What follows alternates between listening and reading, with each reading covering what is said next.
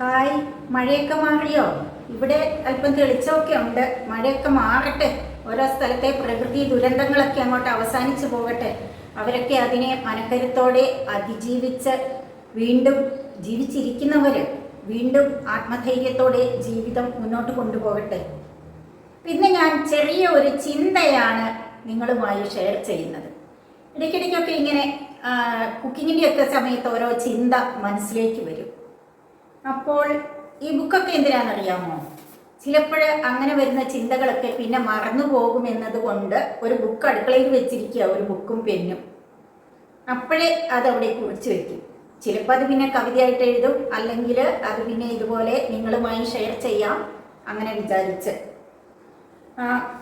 അപ്പോൾ ഇന്ന് എൻ്റെ മനസ്സിലേക്ക് വന്ന ചിന്ത, ഈ ഒരു പുസ്തകം കണ്ടോ നിങ്ങൾ?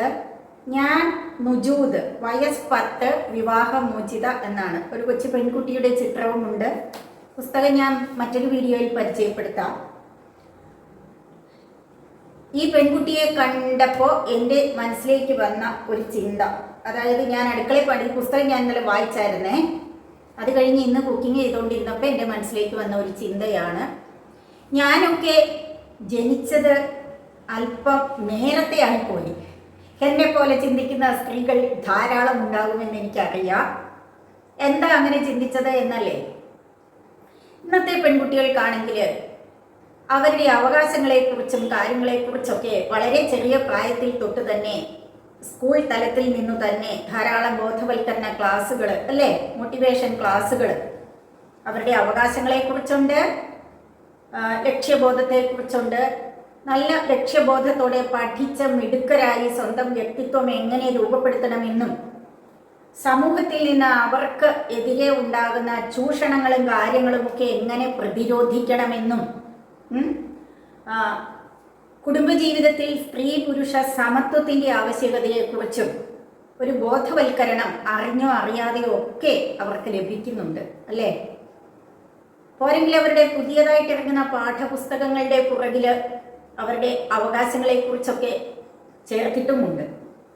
അവർക്കൊരു പ്രശ്നം ഉണ്ടായാൽ കോണ്ടാക്ട് ചെയ്യാനുള്ള നമ്പർ, ചൈൽഡ് ഹെൽപ്പ് ലൈൻ, അങ്ങനെയൊക്കെ ഉണ്ടല്ലോ. ഒരുപാട് കാര്യങ്ങൾ നിങ്ങൾക്കെല്ലാം അറിയാം. ഞാൻ ഒത്തിരി വിശദീകരിക്കേണ്ട ആവശ്യമില്ല. അപ്പോൾ നമ്മുടെയൊക്കെ കാലത്ത് പെൺകുട്ടികൾ അങ്ങനെ ചെയ്തുകൂടാ ഇങ്ങനെ ചെയ്തുകൂടാ എന്ന് പറഞ്ഞ് അടിച്ചമർത്തി നമ്മളെ വളർത്തിയത് കൊണ്ട് നമ്മുടെ കുറേ കാര്യങ്ങളെങ്കിലുമൊക്കെ മാറ്റി വയ്ക്കേണ്ടി വന്നിട്ടുണ്ട്, അല്ലേ? ഞാനൊക്കെ ഉണ്ടല്ലോ പഠിക്കുന്ന കാലത്ത്, പ്രീ ഡിഗ്രിക്കൊക്കെ പഠിക്കുന്ന കാലത്ത് എനിക്കാണെങ്കിൽ സ്റ്റിച്ചിങ് പഠിക്കാൻ ഭയങ്കര ഇഷ്ടമായിരുന്നു. പക്ഷേ അത് നമ്മുടെ പഠനത്തെ ബാധിക്കുമെന്ന് പറഞ്ഞ് വീട്ടിൽ നിന്ന് വിട്ടില്ല. അതൊരു ചെറിയ ഉദാഹരണം, എൻ്റെ കാര്യം. പക്ഷേ എത്രയോ സ്ത്രീകൾക്ക് ഇങ്ങനെയുള്ള ഒരുപാട് കാര്യങ്ങൾ മാറ്റി വയ്ക്കേണ്ടി വന്നിട്ടുണ്ട്. ഇന്നത്തെ പെൺകുട്ടികൾക്ക് എല്ലാം അങ്ങ് ഈസിയായി കിട്ടുന്നു എന്നല്ല ഞാൻ ഉദ്ദേശിച്ചത്. എങ്കിലും വീട്ടിൽ അത്യാവശ്യം സാമ്പത്തിക ഭദ്രതയൊക്കെ ഉള്ളിടത്തെ കുട്ടികളാണെങ്കിൽ അവർക്കിപ്പോൾ ഒരു ഡാൻസ് പഠിക്കണം, അല്ലെങ്കിൽ പാട്ട് പഠിക്കണം, ചിത്രരചന അഭ്യസിക്കണം, അല്ലെങ്കിൽ അവർക്ക് സമൂഹത്തിലെ അവർക്ക് നേരെ ഉണ്ടാകുന്ന ആക്രമണങ്ങളെയൊക്കെ പ്രതിരോധിക്കാൻ വേണ്ടിയിട്ട് കരാട്ടെ, കുങ്ഫു പോലെയുള്ള കലാരൂപങ്ങളൊക്കെ പഠിക്കണം എന്നൊക്കെ ആഗ്രഹമുണ്ടെങ്കിൽ അതിനനുസരിച്ച് ഇന്ന് പേരൻസ് നിലകൊള്ളും. പിന്നെ പഠനത്തിൽ വീക്കാണെങ്കിൽ ട്യൂഷൻ സൗകര്യം, അതിനൊക്കെ കൊണ്ടുവരും, അല്ലെങ്കിൽ വാഹനങ്ങൾ ഏർപ്പാടാക്കും, അല്ലേ? നമ്മളൊക്കെ പഠിച്ച കാലഘട്ടത്തിൽ, എൻ്റെയൊക്കെ ആ ഒരു ജനറേഷനിൽപ്പെട്ടവർ പഠിച്ചത് എത്രയോ കിലോമീറ്ററുകൾ താണ്ടി നടന്ന് ബുദ്ധിമുട്ടിയാണ്. പക്ഷെ രണ്ടിനുമുണ്ട് ഗുണവും ദോഷവും. ഗുണദോഷ വിചിന്തനം നടത്തുകയാണെങ്കിൽ രണ്ടിനും ഉണ്ടല്ലോ ചില ഗുണങ്ങളും ദോഷങ്ങളും ഒക്കെ.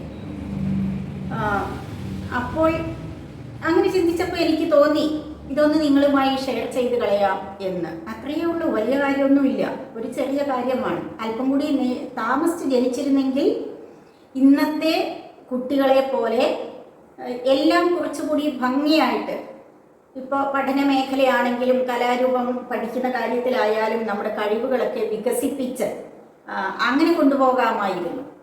അന്ന് നമ്മൾ ഈ പഠനം മാത്രം ലക്ഷ്യം കേന്ദ്രീകരിച്ച് അങ്ങ് പഠിച്ചു. എന്നാലും ദൈവാനുഗ്രഹം കൊണ്ട് ഒരു ജോലി കിട്ടിയല്ലോ, ജോലി ചെയ്യാൻ സാധിച്ചല്ലോ. എൻ്റെയൊക്കെ കൂടെ പഠിച്ച എത്രയോ പേര് ഡിഗ്രിയൊക്കെ കഴിഞ്ഞ് എന്നേക്കാൾ നന്നായി പഠിക്കുന്നവർ, ഞാനൊരു ആവറേജ് സ്റ്റുഡൻ്റ് ആയിരുന്നു. നന്നായി പഠിക്കുന്ന എത്രയോ പേർക്ക് എവിടെയും എത്താനാകാതെ വെറും വീട്ടമ്മമാരായി ഒതുങ്ങിക്കൂടേണ്ടി വന്നിട്ടുണ്ട്. അപ്പോൾ അതൊക്കെ വേറെ കാര്യങ്ങൾ. ഓരോരുത്തരുടെ ദൈവനിശ്ചയം പോലെ, ഓരോരുത്തരുടെ ജീവിതം എങ്ങനെ പോകണമെന്നുള്ള ദൈവനിശ്ചയം പോലെ ഇരിക്കുമല്ലോ ഓരോരുത്തരുടെയും ജീവിതം. അപ്പോൾ ഇതാണ് ഇന്ന് എൻ്റെ മനസ്സിലേക്ക് വന്ന ചിന്ത. അത് ഞാൻ നിങ്ങളുമായി ഷെയർ ചെയ്തു എന്നേ ഉള്ളൂ. അപ്പോൾ നിങ്ങൾക്ക് വീഡിയോ ഇഷ്ടപ്പെട്ടുവെങ്കിൽ എൻ്റെ ചാനൽ ആദ്യമായി കാണുന്നവരാണെങ്കിൽ ഒന്ന് സബ്സ്ക്രൈബ് ചെയ്ത് സപ്പോർട്ട് ചെയ്തോളൂ. ഇനിയും ഇത്തരം ചിന്തകളുമൊക്കെയായി ഞാൻ വരാം. ഓക്കെ.